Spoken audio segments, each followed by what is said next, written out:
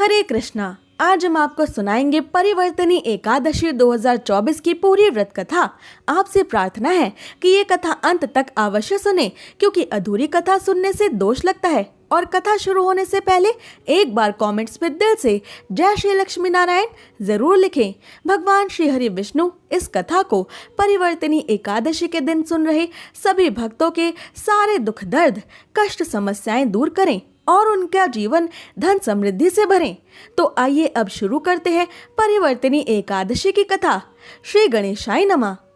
एक बार महाभारत काल में महाराज युधिष्ठिर भगवान श्री कृष्ण से कहने लगे कि हे भगवान श्री कृष्णचंद्र, भाद्रपद मास के शुक्ल पक्ष में आने वाली एकादशी का क्या नाम है? प्रभु, इसकी विधि तथा इसका महात्म्य यानी महत्व आप कृपा करके मुझसे कहिए।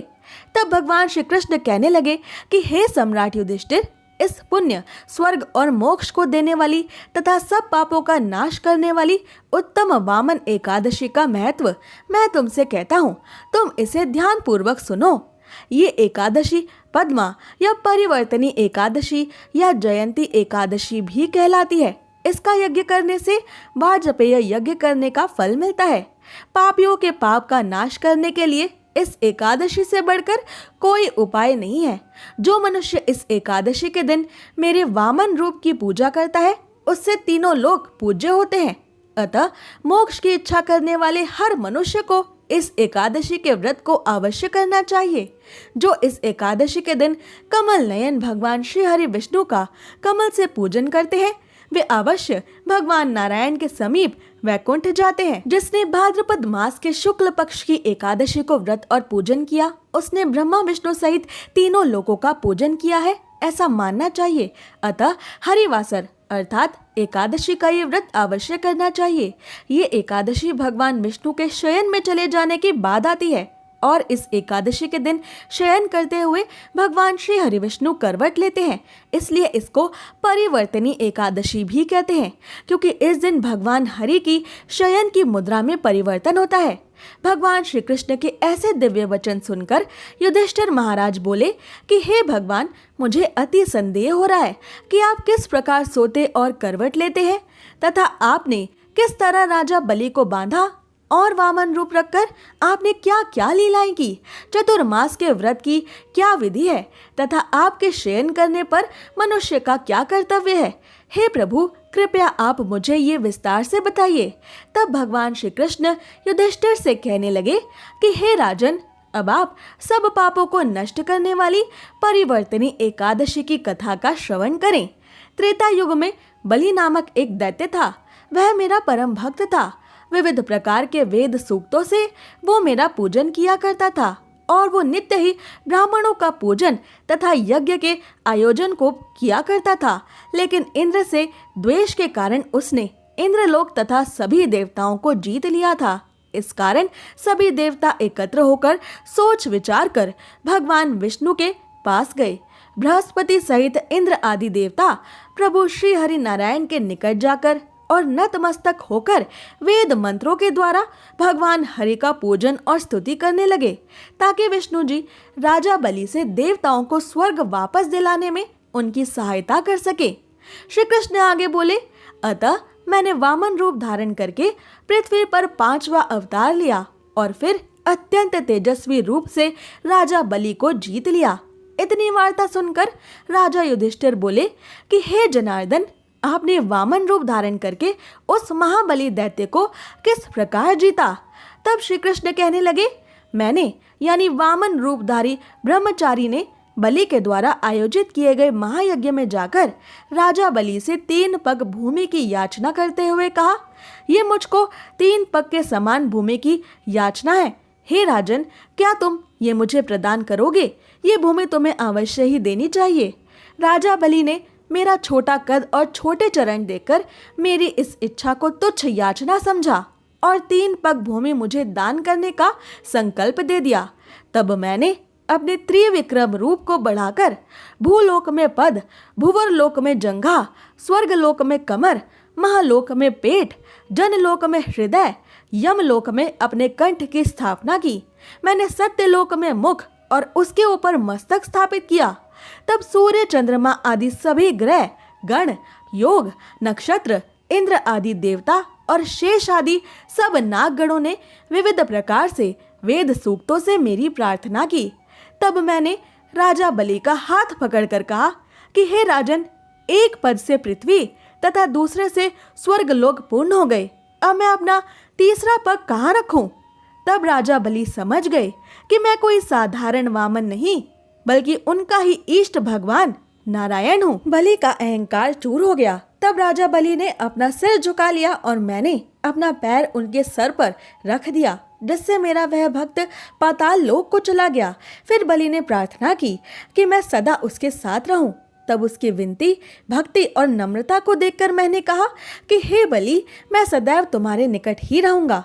विरोचन पुत्र बलि के कहने पर भाद्रपद मास के शुक्ल पक्ष की एकादशी के दिन पाताल में राजा बलि के आश्रम पर मेरी मूर्ति स्थापित हुई, जिसमें मैंने वास किया। इसी प्रकार दूसरी घटना इसी परिवर्तनी एकादशी के दिन क्षीर सागर में शेषनाग के पृष्ठ पर हुई।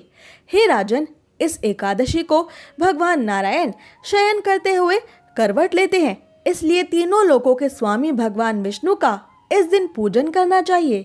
इस दिन तांबा, चांदी, चावल और दही का दान करना उचित है और इस दिन रात्रि को जागरण अवश्य करना चाहिए।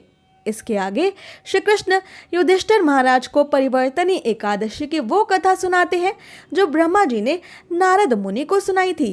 एक बार नारद मुनि ने ब्रह्मा जी से पूछा कि विष्णु जी की आराधना के लिए मैं आपसे जानना चाहता हूँ कि भाद्रपद मास के शुक्ल पक्ष की एकादशी कौन सी होती है। ब्रह्मा जी ने कहा, आपने मुझसे उत्तम प्रश्न किया है। भादो माह के शुक्ल पक्ष की एकादशी को पद्मा एकादशी के नाम से जाना जाता है। इस दिन भगवान ऋषिकेश की पूजा की जाती है। सूर्यवंश में मानधाता नामक एक चक्रवर्ती सत्य प्रतिज्ञ और प्रतापी राजा हुए। उनके राज्य में अकाल नहीं पड़ता था, प्रजा को मानसिक चिंताएं नहीं सताती थी और व्याधियों का प्रकोप भी नहीं होता था। उनकी प्रजा निर्भय और आर्थिक रूप से धन समृद्ध थी। महाराज के कोष में केवल ईमानदारी से अर्जित धन का ही संग्रह था। उनके राज्य में समस्त वर्णों और आश्रमों के लोग अपने अपने धर्म के अनुसार कार्य करने में लगे रहते थे। मानधाता के राज्य की भूमि कामधेनु के समान फल देने वाली थी।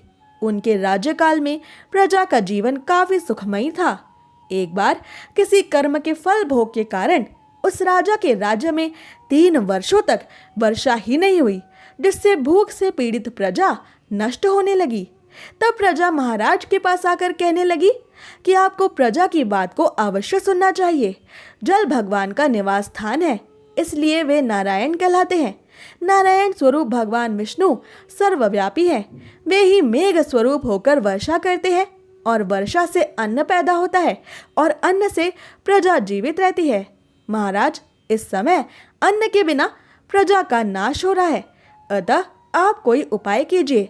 तब राजा ने कहा कि आपने सही कहा, अन्न को ब्रह्म कहा गया है, अन्न से ही प्राणी जीवित रहता है। पुराणों में विस्तृत रूप से वर्णन किया गया है कि राजाओं के अत्याचार से प्रजा को पीड़ा होती है, लेकिन जब मैं विचार करता हूँ तो मुझे इसमें मेरे कोई अपराध नजर नहीं आते। फिर भी मैं प्रजा के हित में पूरा प्रयास करूंगा। ऐसा निश्चय करके राजा मानधाता कुछ व्यक्तियों को साथ लेकर भगवान को प्रणाम करके वन की ओर चल पड़े। वो वहां मुनियों और तपस्वियों से मिले। एक दिन उन्हें ब्रह्मपुत्र अंगिरा ऋषि के दर्शन हुए। उनको देखते ही राजा ने दोनों हाथ जोड़कर मुनि के चरणों में प्रणाम किया। मुनि ने राजा के आने का कारण पूछा तो राजा ने बताया कि मेरे राज्य में वर्षा नहीं हो रही है, इसकी वजह मुझे नहीं पता। तब ऋषि अंगिरा बोले कि सतयुग में केवल ब्राह्मणों को ही तपस्या करने का अधिकार है, दूसरे लोगों को नहीं। तुम्हारे राज्य में एक शूद्र तपस्या करता है और इस कारण वर्षा नहीं होती। तुम इसके प्रतिकार में यज्ञ करो, जिससे ये दोष शांत हो जाएगा। तब राजा ने कहा, मुनिवर, एक तो वो तपस्या में लगा है और दूसरा उसका कोई अपराध भी नहीं है, इसलिए मैं उसके तपस्या में अवरोध उत्पन्न नहीं करूंगा। आप दोष को शांत करने वाला कोई अन्य उपाय बताएं। फिर ऋषि ने कहा कि यदि ऐसी बात है तो एकादशी का व्रत करो। भाद्रपद माह के शुक्ल पक्ष की पद्मा नामक एकादशी का व्रत करो। इस व्रत के प्रभाव से निश्चित ही तुम्हें समस्या का हल मिलेगा और तुम अपनी प्रजा और परिवार के सदस्यों के साथ इसका व्रत कर सकते हो। ऋषि का ये वचन सुनकर राजा वापस घर लौट गया और चारों वर्णों की प्रजा के साथ मिलकर राजा ने भादो मास के शुक्ल पक्ष की परिवर्तिनी एकादशी का व्रत किया। इस व्रत के पुण्य प्रभाव से राज्य में बारिश होने लगी और हरी भरी खेती से पृथ्वी सुशोभित हो गई। इस एकादशी की कथा को समाप्त करते हुए भगवान श्री कृष्ण युधिष्ठिर महाराज से बोले कि हे राजन, जो विधि पूर्वक इस एकादशी का व्रत करते हैं वे सब पापों से मुक्त होकर स्वर्ग में जाकर चंद्रमा के समान प्रकाशित होते हैं और यश पाते हैं।